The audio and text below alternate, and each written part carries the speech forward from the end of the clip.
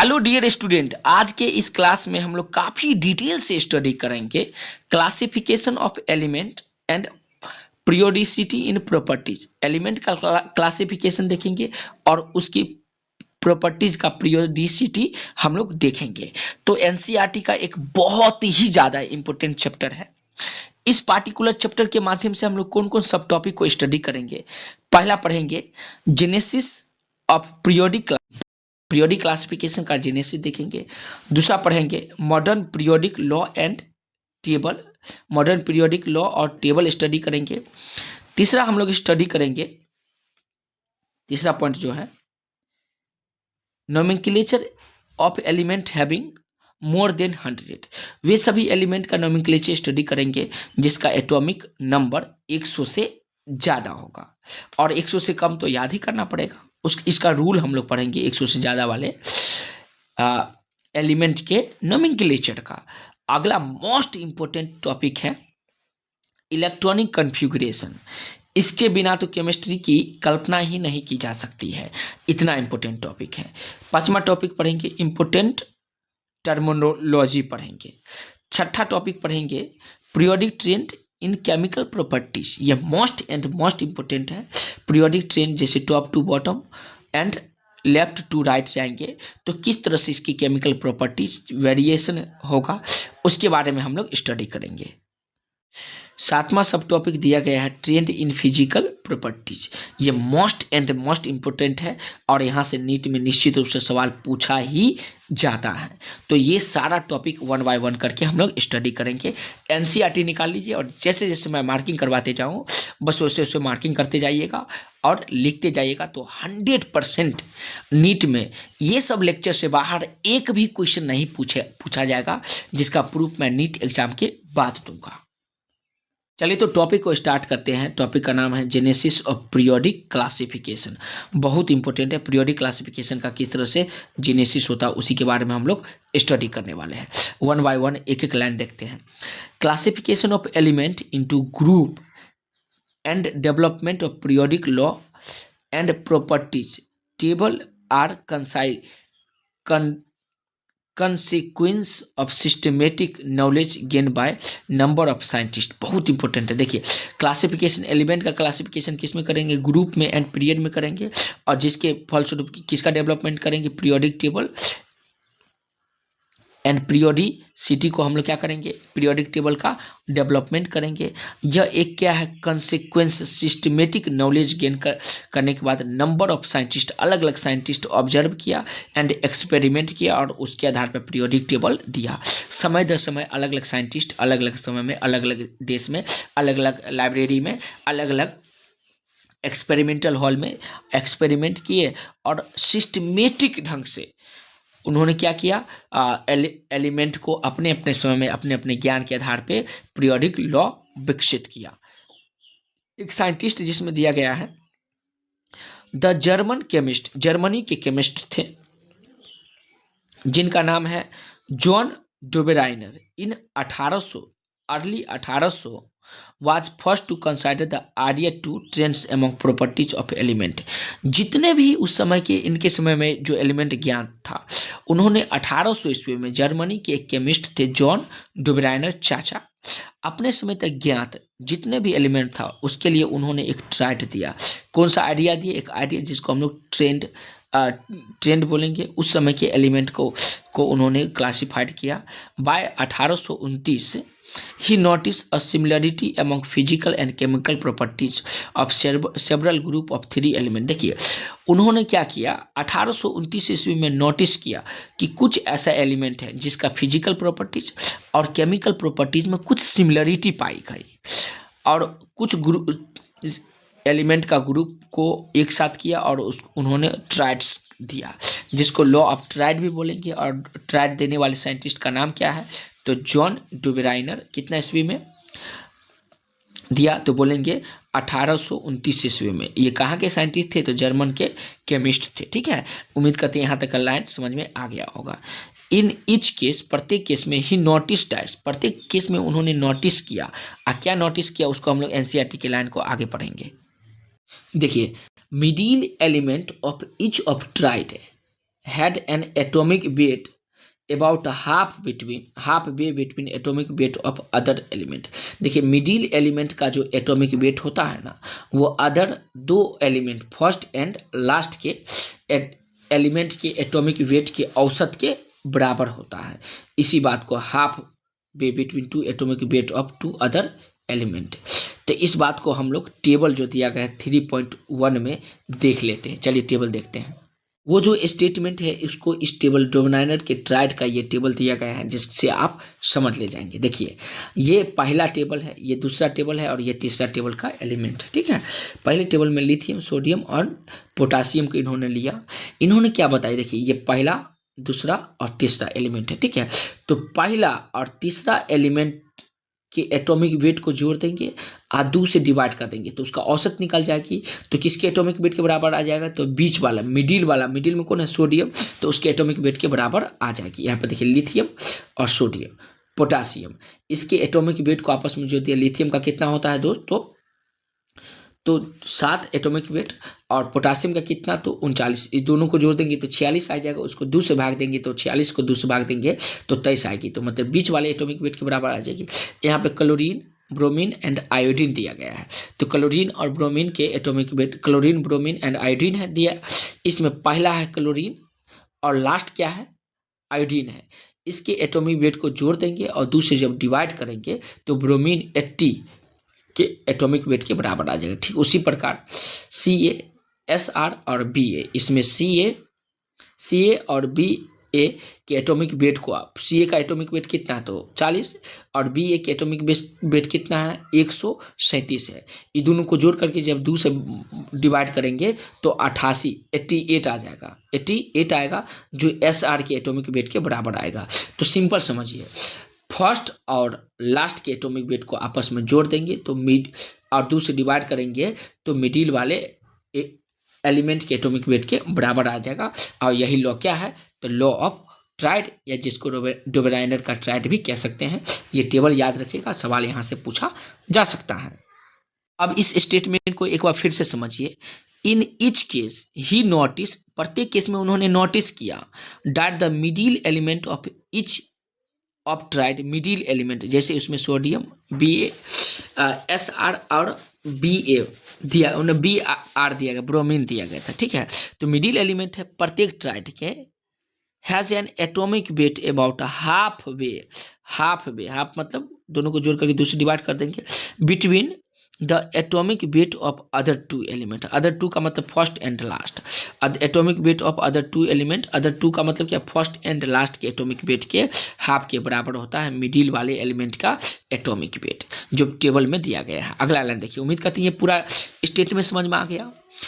Also the properties of middle element were in between those of two other two member, मतलब उसका properties भी मिलता ही जुलता है, अदर 2 एलिमेंट के प्रॉपर्टीज से मिलता जुलता रहेगा। सिंस डोबेराइनर रिलेशनशिप दिया गया है, Dobereiner relationship refer to as the law of tried.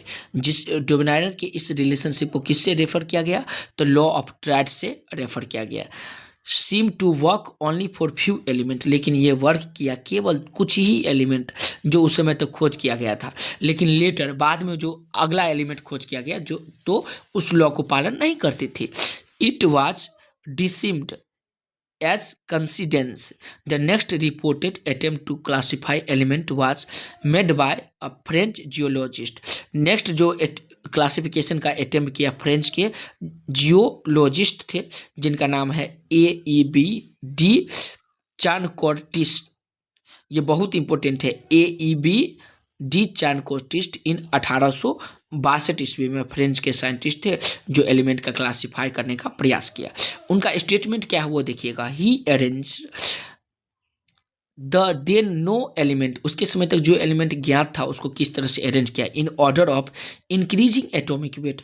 Increasing atomic weight के ऑर्डर में उन्होंने क्या किया, अरेंज किया। अपने समय तक जितने भी एलिमेंट था उनका खोज हो चुका था उनके समय तक, उनको इंक्रीजिंग एटॉमिक वेट के आधार पे उन्होंने अरेंज किया। And made a cylindrical table of element to display, और एक सिलेंड्रिकल टेबल, सिलेंडर की तरह टेबल को क्या किया, बनाया और उस पर वो अरेंज किया। तो चलिए वो सिलेंड्रिकल टेबल को एक बार क्विक रिकैप ले लेते हैं। यही देखिए सिलेंडर के आकार का क्या है दोस्तों, ये टेबल है, सिलेंड्रिकल टेबल है यहाँ पे, ठीक है। सिलेंड्रिकल टेबल दिया गया है जिसमें यहाँ पे hydrogen, lithium, oxygen, fluorine, sodium, sulphur, chlorine, potassium, titanium, vanadium, chromium, manganese और फेरस, इस तरह से सब सिलेंड्रिकल टेबल में अरेंज किया। कौन, इनका नाम क्या है, तो फ्रेंच जियोलॉजिस्ट है AEB चानकोर्टिस्ट, 1862 ईस्वी में दिया। एटॉमिक इंक्रीजिंग एटॉमिक वेट के आधार पर सिलेंड्रिकल टेबल का निर्माण किया। तो उम्मीद करते हैं ये पॉइंट भी समझ में आ गया होगा। आगे का इंपोर्टेंट लाइन को देखिए, यहाँ से हम लोग देखना स्टार्ट करते हैं। अगला इंपोर्टेंट लाइन दिया गया NCERT, the periodic recurrence of properties this also not attach much attention. ये जो था, इस प्रॉपर्टीज को ज़्यादा अटेंशन, सिलेंड्रिकल में जो व्यवस्था किया गया था इसलिए ज़्यादा अटेंशन नहीं मिला। The English chemist John Alexander, English का केमिस्ट मतलब इंग्लैंड के केमिस्ट होगा, इंग्लिश केमिस्ट जॉन एलेक्जेंडर, जिनका नाम है न्यूलैंडस, जो 1865 ईस्वी में प्रोफंडेड द लॉ ऑफ ऑक्टेट, जो प्रोफंडेड किया कि इसको लॉ ऑफ ऑक्टेट को, और इस ऑक्टेट का नियम क्या कहती हैं, he arrange the element in increasing order of their atomic weight. ये जो है अपने समय तक ज्ञात जितने भी एलिमेंट था उनको इंक्रीजिंग ऑर्डर, एटॉमिक वेट के इंक्रीजिंग ऑर्डर में अरेंज किया, and noted that every 8 element has property similar to the first element, और उन्होंने नोट किया कि प्रत्येक 8 एलिमेंट, 8वां एलिमेंट अपने फर्स्ट एलिमेंट के प्रॉपर्टीज के क्या होता है, सिमिलर होता है। और उन्होंने रूल दे दिया जिसको हम लॉ ऑफ ऑक्टेट कहेंगे, जो न्यूलैंडस का रूल है। ये कहाँ के केमिस्ट है, तो इंग्लैंड के केमिस्ट है, इंग्लिश केमिस्ट है। आप में से तो ढेर सारा संगीत के जानकार भी होंगे, तो संगीत का स्वर जिस तरह से सा रे गा मा पा धा नी सा होता है, पहला स्वर 8वें स्वर के समान होता है, ठीक उसी प्रकार पहला तत्व का जो पहला तत्व होगा वो 8वें तत्व के इन्होंने जो अरेंज किया तो पहला तत्व का जो गुण होगा वो 8वें तत्व के गुण से मिलती है। इसका एग्जांपल यहाँ से देख लीजिए, देखिए ये लिथियम है, beryllium, boron, carbon, nitrogen, oxygen, fluorine, sodium, magnesium, aluminium, silicon, phosphorus, sulphur, chlorine, potassium and calcium. ये टोटल यहाँ तक 20 तक जो खोज हो चुका था, उसी का उस समय जितना खोज था उसी पर न रिसर्च करेंगे, तो उसको लेकर के उन्होंने एक टेबल बनाया जिसको न्यूलैंडस ऑक्टेट भी कहेंगे, ऑक्टेट का रूल कहेंगे। तो पहला तत्व जो होगा, पहले देखिए 1, फिर से 2, 3, 4, 5, 6, 7 और 8, तो 8वां के गुण, तो लिथियम और सोडियम का गुण मिला। फिर बेरिलियम से स्टार्ट करेंगे और इस तरह से आगे बढ़ते जाएंगे। बेरिलियम, देखिए बेरिलियम तो 1, 2, 3, 4, 5, 6, 7, 8, तो बेरिलियम मैग्नीशियम के बराबर के गुण के बराबर होगा। फिर बोरॉन एल्युमिनियम के गुण के बराबर होगा, कैल्शियम सिलिकॉन के गुण के बराबर होगा, नाइट्रोजन का गुण फास्फोरस के गुण के बराबर होगा, ऑक्सीजन का गुण सल्फर के गुण के बराबर होगा। तो इस तरह से उन्होंने क्या किया, अरेंज किया। फिर से एक बार स्टेटमेंट पढ़िए, he arrange the element of increasing order of their atomic weight. Atomic weight के इंक्रीजिंग ऑर्डर में देखिए यहाँ पर 7 है, 9 है, 11 है एटॉमिक वेट, तो ये बढ़ते क्रम में है ना, तो उन्होंने अरेंज किया एटॉमिक वेट के बढ़ते क्रम में, और नोट किया एवरी 8 एलिमेंट, प्रत्येक 8 एलिमेंट जो होगा वो किसके प्रॉपर्टीज के सिमिलर होगा, तो फर्स्ट एलिमेंट के 8वां जो है वो फर्स्ट एलिमेंट के प्रॉपर्टीज के सिमिलर होगा। और उन्होंने एक लॉ दिया जिसको हम लोग लॉ ऑफ ऑक्टेट कहेंगे, जो टेबल 3.2 अभी हम लोग देखे हैं। The relationship was just like every 8 में just like every 8 not the resemble the law of first in Octave of music, मतलब म्यूजिक के अनुसार ही ये जैसे पहला 8वें के स्वर के समान होता है, ठीक उसी प्रकार यहाँ भी पहला जो होगा 8वें के गुण के समान पाया गया element. Newlands law of octet seem to be truly only for element of up to calcium, मतलब कैल्शियम तक के ही एलिमेंट तक ही ये रूल फॉलो हो पाया। Although his idea was not widely accepted at that time, इसीलिए इसके आइडिया को वाइडली एक्सेप्टेड नहीं किया गया उस समय तक, ठीक है। आगे देखिए, फॉर हिज वर्क, वर्क के आधार पे was later awarded Davy Medal in 1887 by royal society London. और उसके वर्क को डेबी मेंडल 1887 में रॉयल सोसाइटी लंदन में इसको अवार्ड मिला, प्राइज मिला। और ये क्या है, नोबेल गैस उस समय तक खोज नहीं हुई थी, ये सब इसका क्या था, ड्रॉबैक था। बताइए, नोबेल गैस बाद में खोज हुआ, तो इस वजह से यहाँ पे ड्रॉबैक आई। तो ऑक्टेट का रूल भी आपको समझ में आ गया, ट्राइड का रूल भी समझ में आ गया। ये ट्राइड का रूल एक बार फिर से समझ लीजिए। मान लीजिए ए, फिर बी एंड सी, 3 एलिमेंट है। इसमें ए और सी के एटॉमिक वेट को जोड़ के 2 से डिवाइड कर देंगे, तो किसका, बी मतलब बीच मिडिल वाले का एटॉमिक वेट के बराबर आएगा। यही लॉ ऑफ ट्राइड बताया था। ये क्या बताया था दोस्त, लॉ ऑफ ट्राइड, यही बातें बताया था, डोबेनाइनर का ट्राइड। ऑक्टेट का ये ऑक्टेट का, न्यूलैंडस का ऑक्टेट का नियम क्या है, तो बताया प्रत्येक तत्व का गुण अपने 8वें तत्व के गुण के समान होता है। ठीक उसी प्रकार जैसे संगीत का स्वर, प्रत्येक स्वर अपने 8वें स्वर के समान होता है। तो ये बातें बताया गया है। उम्मीद करते हैं क्विक रिकैप भी हो गया होगा। आगे की इंपॉर्टेंट लाइन देखिए, यहाँ से स्टार्ट करेंगे। द पीरियोडिक लॉ एज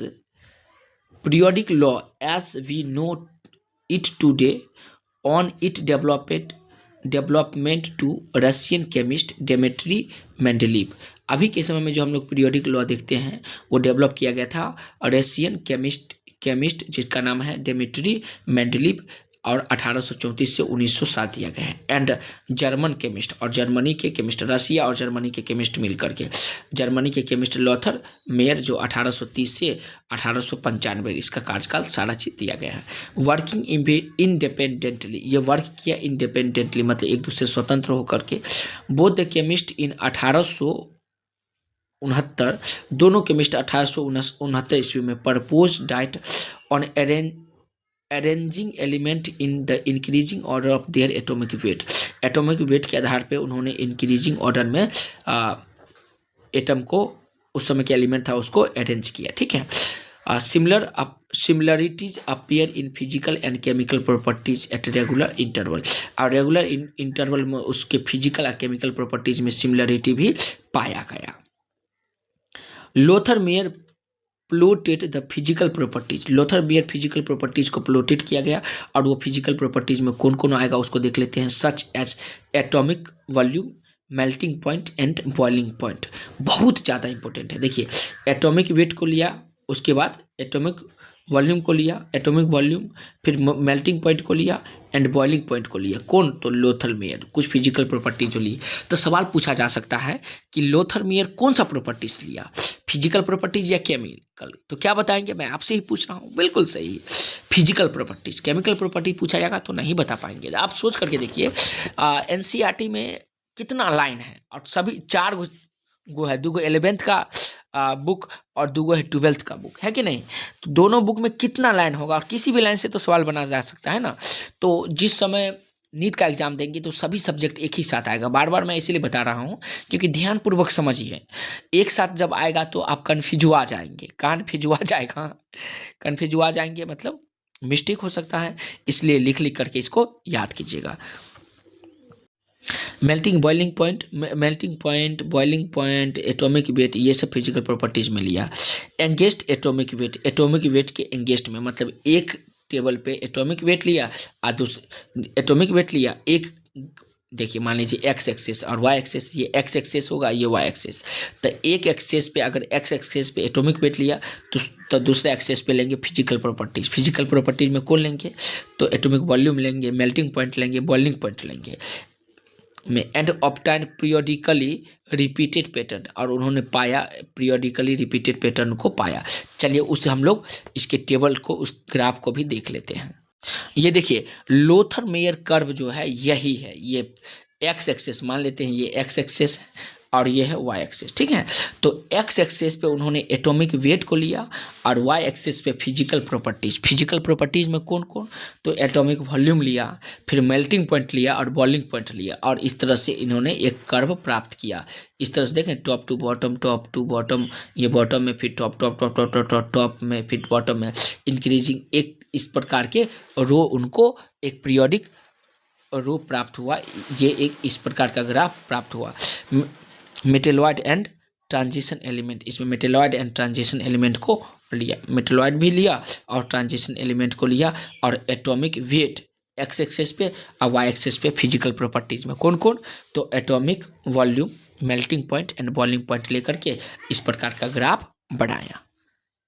तो चलिए यहाँ से देखना स्टार्ट करते हैं इस पॉइंट से। Unlike Mendeleev, Newlanders, Lothar Meyer observe a change in length of that repeated pattern. Newlands, Lothar Meyer, ये सारा लोग क्या किया, ऑब्जर्व किया इसके लेंथ में जो रिपीटेड पैटर्न होती है चेंज, इसके लेंथ में ये चेंज जो होता है रिपीटेड पैटर्न में, उसको उन्होंने ऑब्जर्व किया। 1868 ईस्वी में Lothar Meyer was developed a table of element that closely resemble the modern periodic table. Lothar Meyer closely resemble किया लोथर मेयर कर्व को, ठीक है। However his work was not publish until after the work of Dmitri Mendeleev. Dmitri Mendeleev के work के बाद इसके work को publish नहीं किया गया। The scientist is generally credited with development of modern periodic law। कौन ऐसा साइंटिस्ट था जो मॉडर्न पीरियोडिक लॉ को डेवलपमेंट करने का क्रेडिट को चुराया, मतलब उसको मिला। Will Dobereiner initiate the study of periodic relationship. शुरू में जबकि डोबेनाइनर ने क्या किया, इनिशिएट किया पीरियोडिक टेबल के पीरियोडिक रिलेशनशिप किसके स्टडी को, तो पीरियोडिक रिलेशनशिप के स्टडी को डोबेनाइनर इनिशिएट किया। It was Mendeleev who was responsible for publishing the periodic law for first time. पहले समय में फर्स्ट टाइम पब्लिश किया, मेंडलीव ने ही पीरियोडिक लॉ को पब्लिश करने वाले साइंटिस्ट थे। इनका स्टेटमेंट क्या है, ये बहुत इंपॉर्टेंट स्टेटमेंट है। मेंडलीव के पीरियोडिक लॉ का स्टेटमेंट बहुत इंपॉर्टेंट है, इसको ध्यान रखेंगे। देखिए, the properties of the element are periodic function of their atomic weight. उसके एटॉमिक वेट, देखिए प्रॉपर्टीज किसके, एलिमेंट का जो प्रॉपर्टीज होगा, एलिमेंट का प्रॉपर्टीज पीरियोडिक फंक्शन में होगा। पीरियोडिक फंक्शन किसके, पीरियोडिक फंक्शन, तो उसके एटॉमिक वेट के पीरियोडिक फंक्शन होगा। प्रॉपर्टीज ऑफ एलिमेंट, एलिमेंट का प्रॉपर्टीज पीरियोडिक फंक्शन होगा, किसके पीरियोडिक फंक्शन, तो एटॉमिक वेट के पीरियोडिक फंक्शन। और ये स्टेटमेंट देने वाले साइंटिस्ट कौन है, तो मेंडलीव है। लोथर मेयर कर्व को देखिए और उससे रिलेटेड एक क्वेश्चन है, उसको भी देख लेते हैं। स्टेटमेंट पहला देखिए, most electropositive element that is lithium, sodium, potassium, rubidium and caesium. यहाँ पर देखिए lithium, sodium, potassium, rubidium and caesium occupy the peak position of curve. सही बात है, पीक पोजीशन पे है, तो ये स्टेटमेंट भी सही है। दूसरा क्वेश्चन देखिए, दूसरा statement, most electronegative element that is hydrogen. Hydrogen में कौन आएगा, तो fluorine, chlorine, bromine and iodine. यहाँ पे देखिए फ्लोरीन, क्लोरीन यहाँ है ना दोस्त, फ्लोरीन है, फिर क्लोरीन है, फिर ब्रोमीन है, फिर आयोडीन है। Occupy the ascending position of the curve. सही बात है, असेंडिंग पोजीशन पे असेंडिंग पोजीशन, यहाँ पे भी ascending position, ascending position, ascending position और असेंडिंग पोजीशन पे, कर्व में असेंडिंग पोजीशन पे है। तो ये दोनों स्टेटमेंट सही है। अब बोला गया, ऑप्शन दिया गया है, स्टेटमेंट फर्स्ट इज ट्रू, तो सही बात है। स्टेटमेंट सेकेंड इज ट्रू, ये भी सही बात है। लेकिन क्या स्टेटमेंट फर्स्ट एंड सेकेंड एक दूसरे का करेक्ट एक्सप्लेनेशन है, तो नहीं है। Statement second is not correct explanation for statement first, बिल्कुल नहीं। तो ये बात सही है, इसलिए यही क्या होगा, करेक्ट आंसर होगा। उम्मीद करते हैं ये समझ में आ गया किस तरह से क्वेश्चन इससे पूछा जाएगा, ये भी आप समझ गए होंगे। दोस्त वीडियो अच्छा लगा तो लाइक कीजिए और चैनल को सब्सक्राइब कीजिए और मेरे मनोबल को बढ़ाइए, और ताकि इसी तरह का वीडियो आपको मिलते रहे। धन्यवाद दोस्तों।